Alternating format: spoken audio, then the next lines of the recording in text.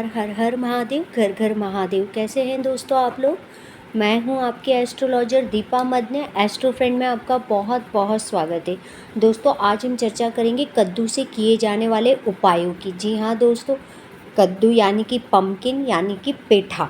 आप इसको पम्पकिन कह लीजिए, कद्दू कह लीजिए या पेठा कह लीजिए, पर ये कद्दू बहुत काम का है। अगर आपको लगता है कि आपके घर पे तंत्र मंत्र बाधा हो गई, आपके घर में पैसे की परेशानियां चल रही हैं, आपके घर में एक जना ठीक होता है तो दूसरा बीमार हो जाता है, दूसरा ठीक होता है तो तीसरा बीमार हो जाता है, कहीं ना कहीं बीमारियां आपका पीछा नहीं छोड़ रही, या एक ही इंसान को कई बीमारियां पे बीमारियां घेरती जा रही हैं, आपका काफ़ी ज़्यादा पैसा बीमारियों पर खर्च हो रहा है, आपको लग रहा है आपके घर पे नज़र दोष लग गया है, तंत्र मंत्र बाधा है, किसी का कुछ किया कराया है, आपके मन में ऐसे ख्यालात आते हैं, ऐसे वहम पैदा होते हैं, या आपकी पहले स्थिति बहुत अच्छी थी और बाद में बिगड़ती जा रही है, कहीं ना कहीं नज़र दोष है।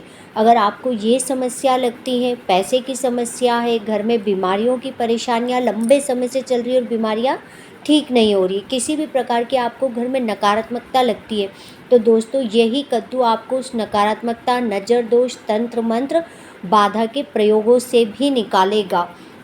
यही नज़र दोष आपके शत्रुओं को भी शांत करेगा। अगर आपके जीवन में किसी भी प्रकार के शत्रु बहुत ज़्यादा बढ़ गए हैं, आपकी बैड बाइटिंग पीछे बहुत ज़्यादा करते हैं, तो दोस्तों आप ये कद्दू का प्रयोग करके अपने जीवन में शत्रुओं को भी शांत कर सकते हैं।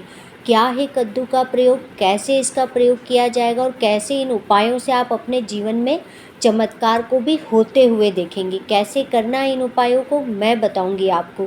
लेकिन उससे पहले मेरा निवेदन है कि अगर आपने अभी तक मेरे चैनल को लाइक नहीं करा है, सब्सक्राइब नहीं करा है, तो आप पहले उसे लाइक कर लीजिए, सब्सक्राइब कर लीजिए और उसमें जो बेल आइकन का बटन है उसे ज़रूर प्रेस करिए, ताकि मेरी वीडियो की हर नई जानकारी आप तक सबसे पहले पहुंच सके। चलिए दोस्तों मैं बताती हूँ कि कद्दू क्या काम का है। कद्दू तो वैसे सब्जियां बनाने के काम में आ जाता है, कद्दू से कई डिशें भी बना लेते हैं, पर ये कद्दू आपके जीवन में, आपके घर में ज्योतिष के रूप में कैसे प्रयोग करोगे। अगर दोस्तों आपको लगता है कि आपके घर में काफ़ी तंत्र मंत्र बाधा है, नज़र दोष है, पैसे की काफ़ी तंगी चल रही है, आपके मन में ख्याल आता है कि किसी न किसी प्रकार की नकारात्मक ऊर्जा इस घर में है, या आपको लगता है कि मेरी स्थितियां पहले अच्छी थी, बिगड़ती बिगड़ती जा रही, किसी भी प्रकार का आपको नज़र दोष है, घर में नकारात्मकता, पैसों की कमी, बीमारियों का घेरे रहना, कोई ना कोई उठना और कोई ना कोई का बीमार पड़ते रहना, अगर ये सिलसिला आपकी लाइफ में लगातार चला आ रहा है, तो फिर आपको पम्पकिन यानी कि कद्दू का उपाय ज़रूर करना चाहिए। आपको क्या करना चाहिए दोस्तों, आपको मार्केट से एक पीला कद्दू लाना है, डंठल वाला लाना है, उसमें डंठल का होना बहुत ज़रूरी है। पीला कलर बृहस्पति का होता है, गोलाई बुध होती है, और दोस्तों जो उसके अंदर का खोखलापन होता है, उसके अंदर की जो हवा होती है, जो उसके अंदर के बीज होते हैं, वो राहु में आते हैं दोस्तों। तो हम कैसे 3 ग्रहों को मिला रहे और 3 ग्रहों से अपने जीवन में परेशानियों को दूर करेंगे। तो आपको क्या करना है दोस्तों, आपको कद्दू लाना है और डंठल होना उसमें बहुत ज़रूरी है। अब आप इस कद्दू को लेकर आएंगे, और अगर आपको अपने घर में नज़र दोष, तंत्र मंत्र बाधा, हाय, पैसे की कमी, घर में काफ़ी परेशानियां, काफ़ी दिक्कतें आप देख रहे हैं, तो दोस्तों आपको क्या करना चाहिए, इस कद्दू को आपको रात भर अपने घर के सेंटर पॉइंट ब्रह्म स्थान में आप लाइए, और लाने के बाद पका हुआ, मैंने बोला पीला, थोड़ा सा कच्चा हरा नहीं चाहिए, पीला पका हुआ डंठल वाला लाइए और अपने घर के ब्रह्म स्थान में रख दीजिए और चैन से सो जाइए, और पूरी रात इस कद्दू को वहीं रहने दीजिए। ना हमें कोई मंत्र जपना है, ना ही हमें कोई साधना करनी है, ना ही हमें इस कद्दू से कुछ बोलना है, यानी कि पम्पकिन के आगे हमें कुछ बोलना भी नहीं है। सिर्फ लाके अपने घर के सेंटर पॉइंट में, चाहे तो आप अपने घर के डाइनिंग टेबल पे रख दीजिए, चाहे तो ब्रह्म स्थान में रख दीजिए, चाहे तो हॉल में रख दीजिए। मैं क्यों इन पॉइंटों पे रखने के लिए बोल रही हूँ, क्योंकि सबसे ज़्यादा हमारे घर में बाहर से ज़्यादा लोग इन्हीं जगहों पे आते हैं, और घर का जो ब्रह्म स्थान रहता है यानी कि सेंटर पॉइंट, वहाँ पर पूरे घर की ऊर्जा सम्मिलित रहती। तो किसी भी प्रकार की नकारात्मकता, किसी भी प्रकार का नज़र दोष, हाय, तंत्र मंत्र बाधा, परेशानियाँ, पैसों की किल्लत आपके जीवन में जो भी चल रही होगी, तो आप इस पम्पकिन यानी कि कद्दू को रात भर रहने दीजिए, और उसके बाद अगले दिन सुबह आप इस कद्दू को लीजिए, और जहाँ पर भंडारा चलता है, लंगर चलता है, जहाँ पर फ्री का 12 महीने खाना बनता है और गरीबों को बँटता है, वहाँ ले जाके आप इस पम्पकिन यानी कि कद्दू को दे आइए। ना ही आपको कोई मंत्र बोलना, ना ही आपको कोई जाप करना है, और ना ही इस कद्दू को जो बाकी के लोग खाएंगे उन पे किसी भी प्रकार का कोई असर होगा। क्योंकि दोस्तों, जब भंडारे में हम खाना खाते हैं तो भंडारे में खाया हुआ खाना अमृत के समान होता है। तो हमने जब इस यहाँ पर बुध, गुरु और राहु की एनर्जी को हम वहाँ लेकर गए, क्योंकि कहीं ना कहीं पेट संबंधी आपको परेशानी हो रही होगी, नसों संबंधी परेशानी हो रही होगी, अगर आपको शारीरिक या आपके घर पे नज़र लगी होगी, या आपके घर पे बरकत नहीं हो रही होगी, या आपके हॉस्पिटल्स के चक्कर कट रहे होंगे, तो दोस्तों ये सब इन्हीं ग्रहों के जो मैंने नाम लिए, इनके कॉम्बिनेशन को ही हमने बनाया है। और उसको ले जाके हमने जब भंडारे में दिया है तो ये धर्मी हो गए, यानी कि धर्मी तो नहीं, धर्मी से कहने का मतलब है कि जब ये वहाँ बनेगा और लोगों में बटेगा तो आपके जीवन की सारी नकारात्मकता, सारी परेशानियाँ खुद ब खुद दूर होना शुरू हो जाएगी। और ना ही इस खाने को खाने के बाद भंडारे में या लंगर में या जहाँ प्रसादी वितरण होता है किसी और को कोई समस्या होगी, लेकिन हमारे जीवन से समस्याओं का अंत होना शुरू हो जाएगा। ऐसा आप लगातार करते रहिए। आप महीने में इस प्रयोग को एक बार ज़रूर करते रहिए और आप देखेंगे कि आपके जीवन में सकारात्मकता आ गई, आपके घर में सकारात्मकता आ गई, और कैसे आप अपने जीवन में इस तंत्र मंत्र, बाधा, नज़र दोष, पैसे की कमी, ज़्यादा बीमारियां एक के बाद एक व्यक्ति को चल रही थी, तो वो बीमारियां कैसे दूर हो गई। दोस्तों, अगला उपाय मैं बीमारी से ही रिलेटेड कद्दू का बताती हूँ। अभी मैंने कहा था कि अगर घर में एक बीमार होता है और दूसरा ठीक होता है, यानी कि पर्टिकुलर एक ही इंसान बार बार बीमार नहीं पड़ रहा है, या एक ही इंसान को बदल बदल के बीमारियां नहीं हो रही थी। अब ये उपाय उनके लिए, मान लीजिए कोई व्यक्ति आपके घर में बीमार पड़ा और उसको पहले टाइफाइड हो गया, फिर उसको मलेरिया हो गया, फिर उसको लीवर की प्रॉब्लम हो गई, मतलब हम एक प्रॉब्लम का उसका इलाज करा रहे तो दूसरी हो रही है, दूसरी करा रहे तो तीसरी हो रही, पर व्यक्ति एक ही है। तो आपको यहाँ पर इस उपाय में थोड़ी सी तब्दीली करनी पड़ेगी। फिर आपको क्या करना पड़ेगा, आप पीला कद्दू लीजिए, डंठल वाला लीजिए, और इस कद्दू को आप रात भर, जो जातक है जिसमें बार बार बीमारियां जिसकी बढ़ रही हैं, टाइफाइड हो गया तो मलेरिया हो गया, मलेरिया ठीक हुआ तो डेंगू हो गया, डेंगू ठीक हुआ तो लीवर की प्रॉब्लम आ गई, लीवर की प्रॉब्लम हम ठीक कर रहे हैं तो पता चल रहा है अर्थराइटिस की प्रॉब्लम आ गई, मतलब व्यक्ति एक ही और बीमारियां बदलती जा रही थोड़े थोड़े समय पर। तो उस व्यक्ति के जातक के कमरे में रख दीजिए या उसके सिरहाने रखना, लेकिन उस पर आपको काला सूती धागा एक बार लपेटना है, सिर्फ एक ही बार लपेट के एक गठान लगा दीजिए। अगर आपको काला सूती धागा नहीं मिल रहा है तो आपके घर में जो जनरल थ्रेड होता है, सुई धागे वाला काला धागे की गट्टी लीजिए, वो धागा लेके आप उस पर एक बार लपेट के बांध दीजिए। और जो जातक ज़्यादा बीमार रह रहा है, जिसको बार बार बीमारियां बदल बदल के अलग अलग कुछ ना कुछ हो रही है, उसके पास सिरहाने रख दीजिए। और अगले दिन सुबह उसी व्यक्ति से, अगर वो ज़्यादा बीमार नहीं है, अगर वो लंगर जहाँ है या जहाँ भंडारा होता है या जहाँ प्रसादी वितरण लोगों को मुफ्त में खाना बंटता है, वहाँ तक अगर वो इंसान खुद जा सकता है तो उसके हाथ से वहाँ ले जाके दिलवा दीजिए। लेकिन उससे पहले ये काला सूती धागा किसी भी निकाल के किसी भी पीपल के वृक्ष के नीचे रख दीजिए। और उसके बाद इस पम्पकिन को ले जाकर आप किसी भी भंडारे जहाँ खाना बंटता है, वितरण होता है, अगर वो व्यक्ति खुद जा सकता है, इतना बीमार नहीं है, तो उसके हाथ से दिलवा दीजिए। अगर वो नहीं जा सकता है तो उसके हाथ में पहले उस पम्पकिन को दीजिए और उसके हाथ से अपने हाथ में लेकर आप इसको किसी भंडारे वाली जगह पर रख आइए, जहाँ पर ये बट के खाने में बन जाए और बट जाए। तो आप देखेंगे कि जो व्यक्ति को बीमारियां बदल बदल के एक के बाद एक घेर रही थी, वो बीमारियां उसकी वहीं ठहर जाएगी और उसके जीवन में स्थिरता आ जाएगी और वो ठीक होना भी जल्दी शुरू हो जाएगा। इस प्रयोग को भी आप महीने में एक बार करना शुरू कर दीजिए।